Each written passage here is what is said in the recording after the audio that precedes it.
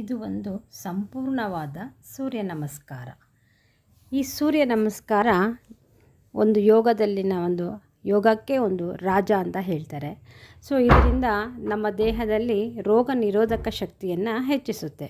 ಈ ರೋಗ ನಿರೋಧಕ ಶಕ್ತಿ ನಮ್ಮ ದೇಹದಲ್ಲಿತ್ತು ಅಂದರೆ ಯಾವುದೇ ಸಣ್ಣ ಪುಟ್ಟ ಕಾಯಿಲೆಗಳು, ಜ್ವರ, ನೆಗಡಿ, ಕೆಮ್ಮು ಯಾವುದು ನಮ್ಮ ದೇಹಕ್ಕೆ ಅತಿ ಶೀಘ್ರವಾಗಿ ನಮಗೆ ಅಂಟೋದಿಲ್ಲ.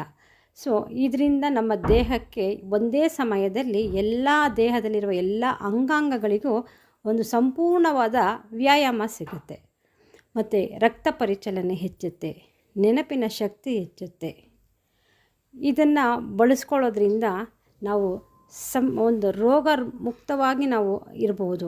ದಿನದಲ್ಲಿ ಇದನ್ನು 12 ರೌಂಡು ಇದು ನಾವು ಮಾಡ್ತಾ ಇರೋದು 1 ರೌಂಡ್ ಸೂರ್ಯ ನಮಸ್ಕಾರ. ಇದನ್ನು 12 ರೌಂಡು ಒಂದು ವೃತ್ತ ಸೂರ್ಯ ನಮಸ್ಕಾರ ಅಂತಂದರೆ 12 ವೃತ್ತ ಇರುತ್ತೆ. ಇದನ್ನು ಮುಗಿಸ್ಕೊಂಡ್ರೆ ನಾವು ರೋಗದಿಂದ ಮುಕ್ತರಾಗಿ ಇರಬಹುದು.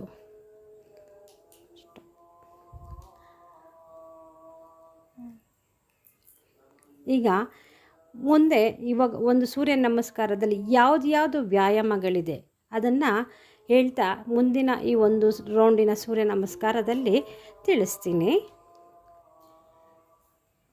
ಈಗ ನೆಕ್ಸ್ಟು ಸೂರ್ಯ ನಮಸ್ಕಾರ. ಮೊದಲನೇದು ನಮಸ್ಕಾರ ಸ್ಥಿತಿಯಲ್ಲಿ ಮೊದಲನೇ ಬಾರಿ ನಿಂತ್ಕೊಳ್ತೀವಿ. ಈಗ ಸೂರ್ಯ ನಮಸ್ಕಾರದ ಆಸನಗಳನ್ನು ಆರಂಭ ಮಾಡೋಣ. ಮೊದಲನೇದಾಗಿ ಹಸ್ತ ಉತ್ತನ್ನಾಸನ, ಪಾದ ಹಸ್ತಾಸನ,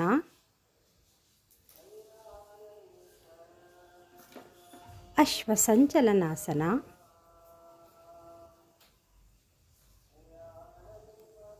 ದಂಡಾಸನ, ಶಶಂಕಾಸನ,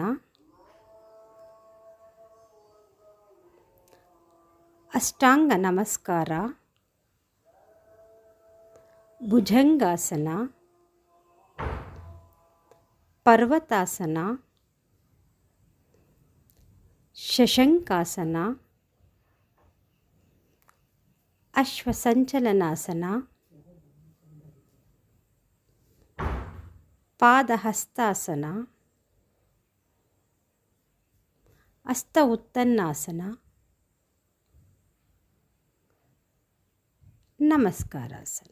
ಇದು ಒಂದು ಸಂಪೂರ್ಣವಾದ ಸೂರ್ಯ ನಮಸ್ಕಾರ.